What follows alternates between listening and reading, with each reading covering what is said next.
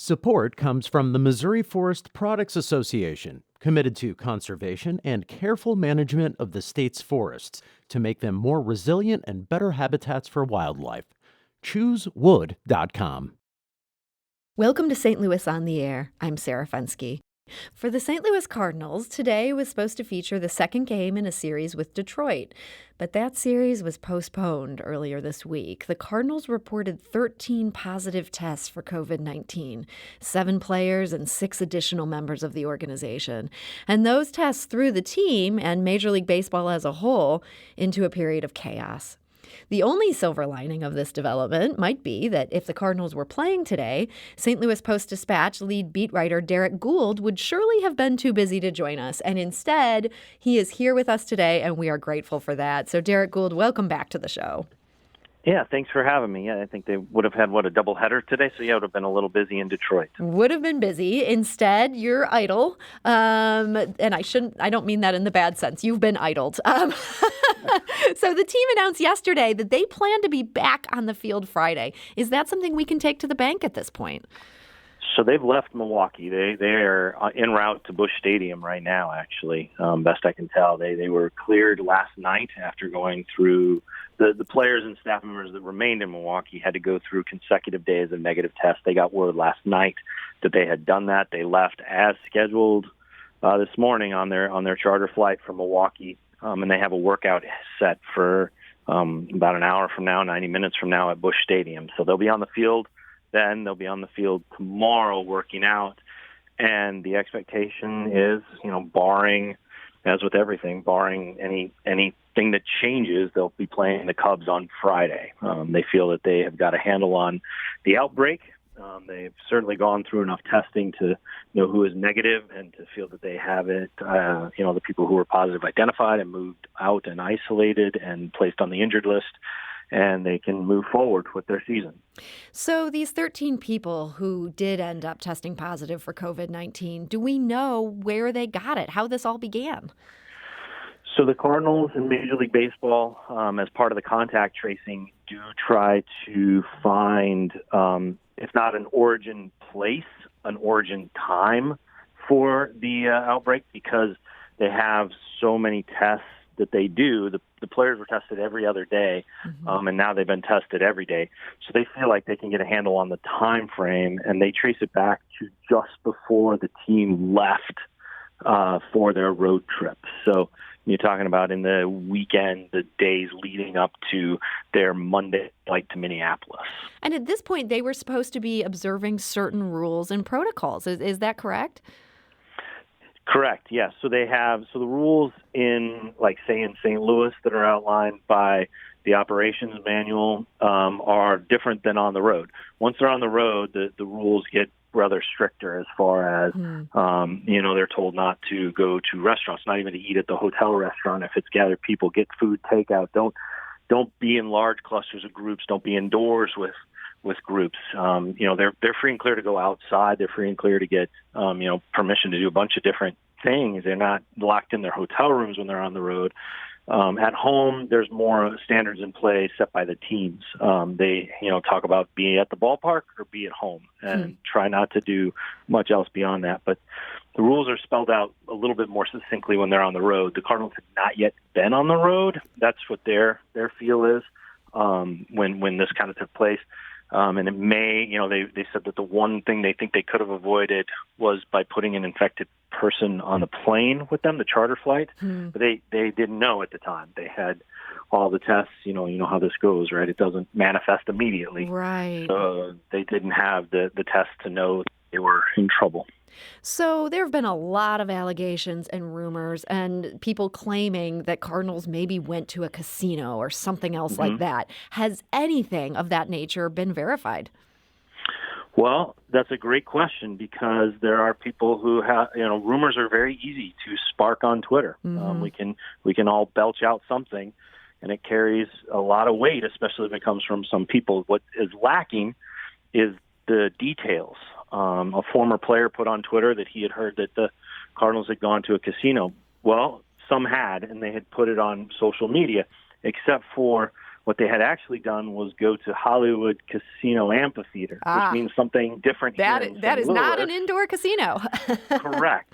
So, but if you hear that and you're in LA, for example, you might think differently, correct? Mm-hmm. So players had shared on social media back on July 12th, I believe it was. They went to the Nelly concert there, which was a drive-in concert, and they shared photos of them on top of their cars or wearing masks at a distance. So it's not clear if that's, again, to the report, is that what you're referencing? Because reporters owe it to their readers to be clear. Where are you saying this? Are you saying that they went to a casino in Milwaukee? Because that makes zero sense, because the positive tests were before they got to Milwaukee. So what inference can you take from there? All of that is kind of the point that we have to get at. Is it's very easy to guess. Everybody's very eager to blame, but from my perspective, from the St. Louis Post-Dispatch perspective, if I'm going to report something, I have to provide details. I can't just put a tweet that gets a lot of retweets and likes. Sure, and that's why we're having you on, so I appreciate you cutting through the noise on that. For these 13 people, do we know if anyone in that group is seriously ill at this point? We do know that there were 8 of the 13, no breakdown player staff, but 8 of the 13 that had symptoms.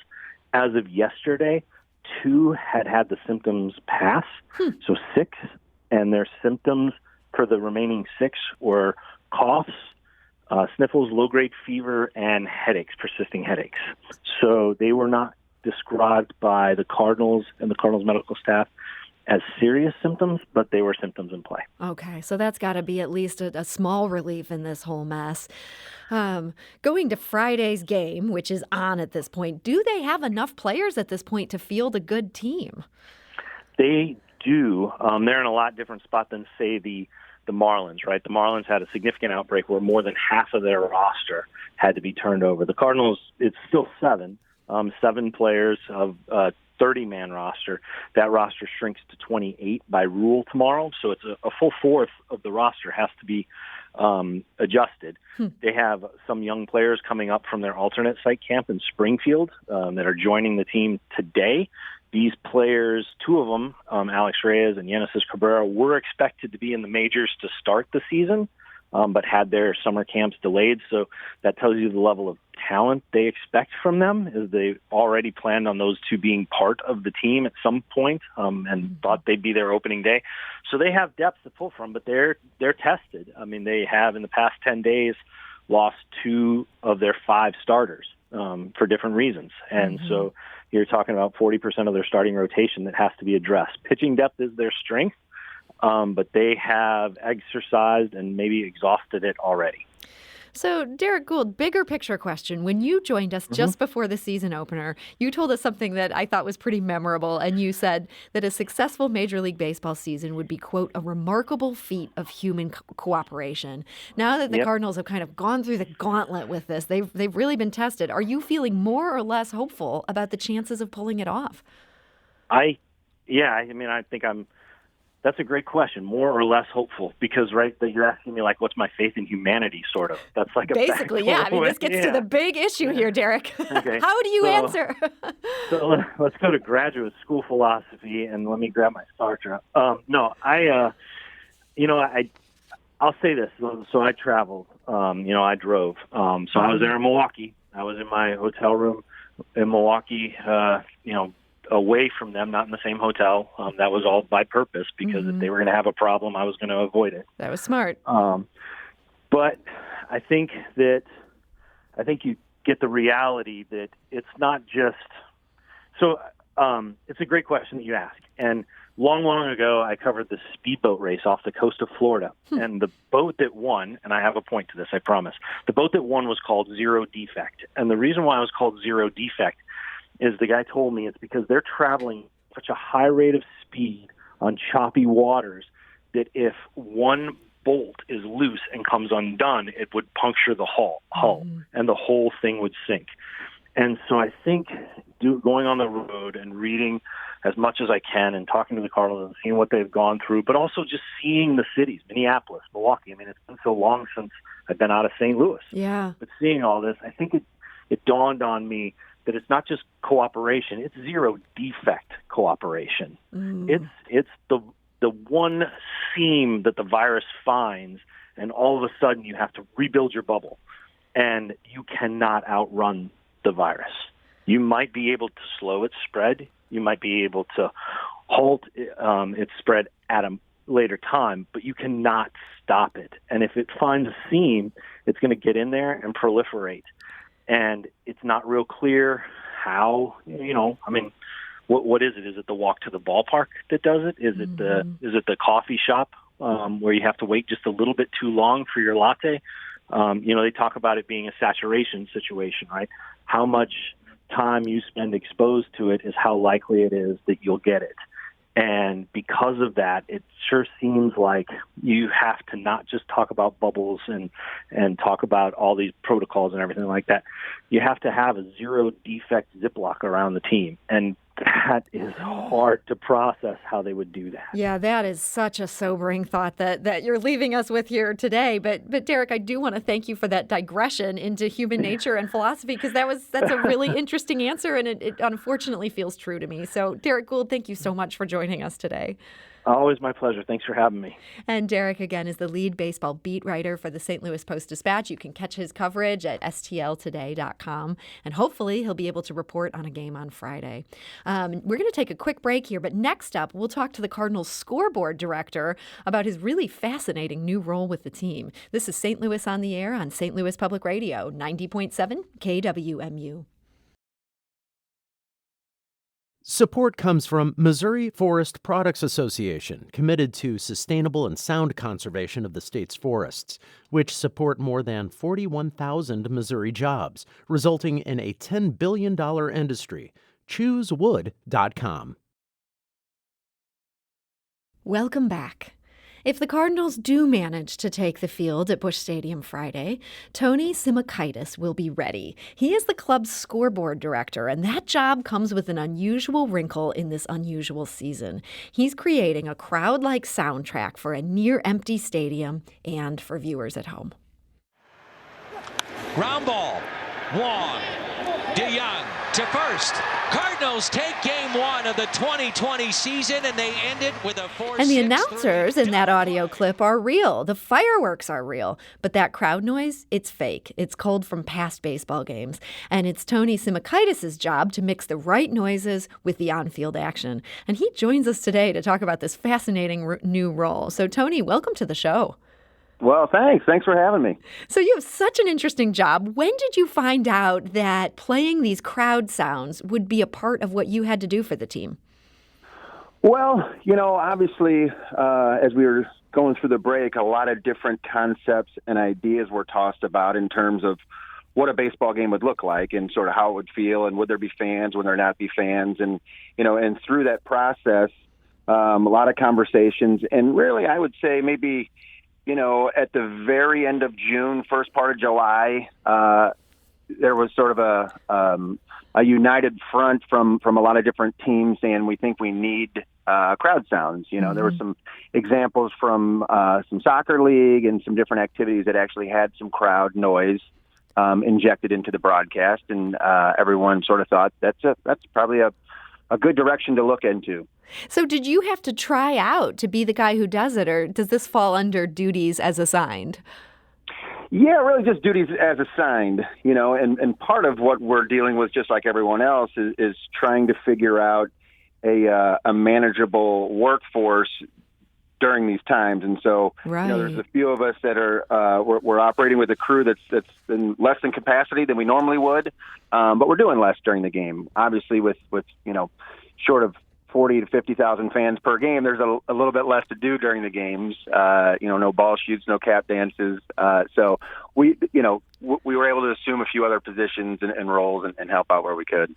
And so it sounds like you were happy to take this on. I understand that the Major League Baseball has a catalog of these sounds. They come from past games. Are those games specific to the Cardinals where this audio comes from? Well, really what baseball did, I think collectively, was a pretty good idea. What they wanted to do was implement a system across all 30 teams, sort of give all 30 teams a baseline of crowd noise to use. And so there was a little bit of when you went from one stadium to the next, at least there was, a normal sound that you heard from ballpark to ballpark. And the advantage baseball had was over the last, I want to say 4 or 5, maybe even longer years, they had been working with Sony in production for their MLB The Show video game. Mm-hmm. And Sony did a really nice job of coming into the ballparks and trying to replicate every element of every ballpark. They collected a lot of crowd sounds, visuals, obviously, sort of reaction elements. And baseball really looked towards Sony to provide some of that stuff back to them that they could share with all the clubs. And so it's really been nice, from concept to implementation. I think they've done a nice job in sort of offering a platform to all 30 teams that has enough variety that allows us to simulate a game. And those sounds are taken directly from previously played games. Now, you must really have to pay attention to these games. What's the biggest challenge there? Is it just, your brain almost just wants to shut down at some point?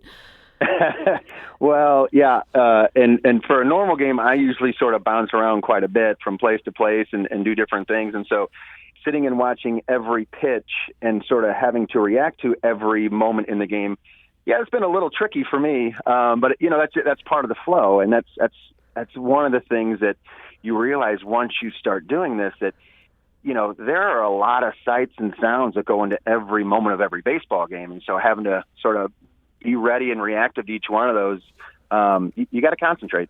Let's listen to another moment from a game, and this was July 25th against the Pirates. Here's what happened when Matt Carpenter was at the plate. A lefty-lefty matchup. And Carpenter drives it out to deep right. It's at the wall, and it's off the base of the wall. 2 runs will score. Carpenter's first hit of the season drives in 2 more, and the Cardinals have busted it wide open. It's now a 7-1 St. Louis lead. So, Tony, walk us through that. Did you try to increase the excitement there? Right as the runner crossed the plate, you had to add in some additional audio there? Or was that all part of one clip? How does that work? Yes. So we're learning as we go. And one of the things that we've sort of found that was successful for us early on was there's a baseline of crowd noise, which is sort of, think about a stadium as people start to come in, you've got this crowd murmur and there's different levels of intensity. Imagine a stadium quarter of the way filled, halfway filled, and then all the way filled. And you sort of use that as your baseline. And then we have different clips that have a different level of reaction. And so what we found to be successful, at least early on, is just layering clips over clips. And so we consistently have a baseline of crowd noise, which is sort of a crowd murmur, just normal conversation, sort of chatter throughout the ballpark. And then as plays happen, we just intensify and sort of layer the different level, the different files over the files and just increase the intensity as the play goes on. And so, it's really worked out nice. And it really does simulate how a crowd reacts during a baseball game, especially for, again, fly balls. That was a perfect example. It was a fly ball to the gap that you didn't know if it was going to be caught. And once it's down, the crowd gets louder as the run scores more, there's more crowd reaction. So, we found that sort of layering files over files is the best way to sort of mimic that crowd noise. Now, I saw an interview with one of your counterparts in Philadelphia who said that Major League Baseball has discouraged you from using boos. It seems like if anyone should be allowed to boo, it's the Philly fans. But is that so? Like Major League Baseball doesn't want any ugliness coming out of this faux sound? Well, I don't know if they discourage it because that was a lot of the conversation. And I think the fear is when you implement something across 30 teams, one team could use it different than another team. And I think they were concerned about how all teams were going to use a boo. And that's fair, right?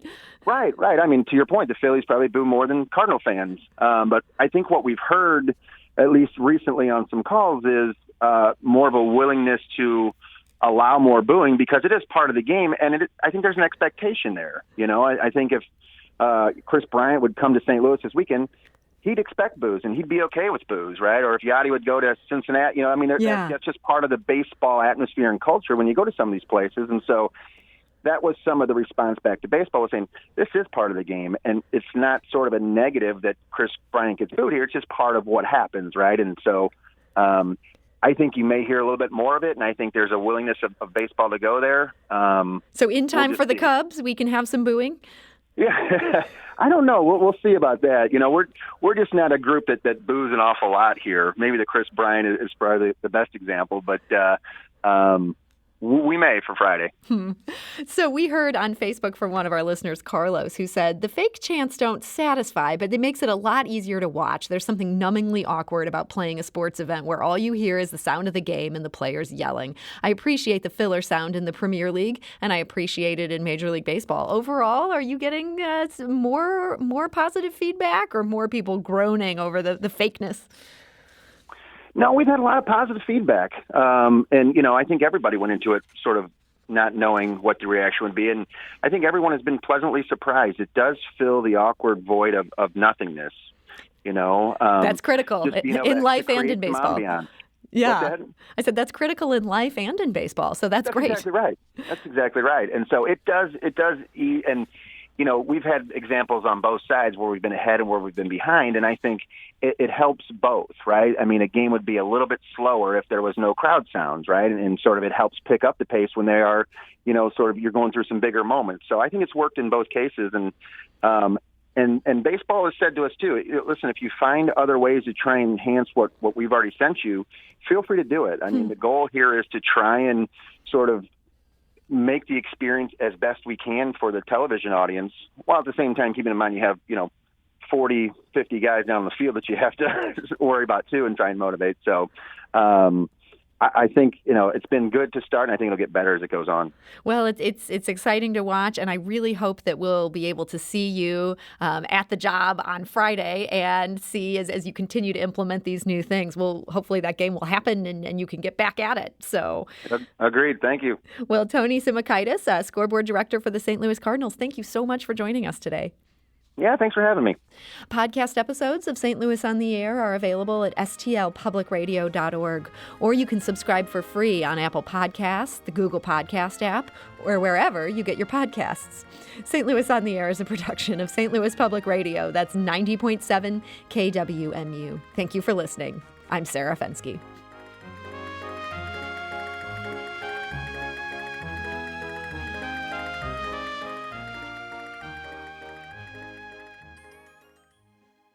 Support comes from the Missouri Forest Products Association. Missouri produces wood pallets, railroad ties, white oak barrels, hardwood floors, and more. Details on the variety of products made in the state are at choosewood.com.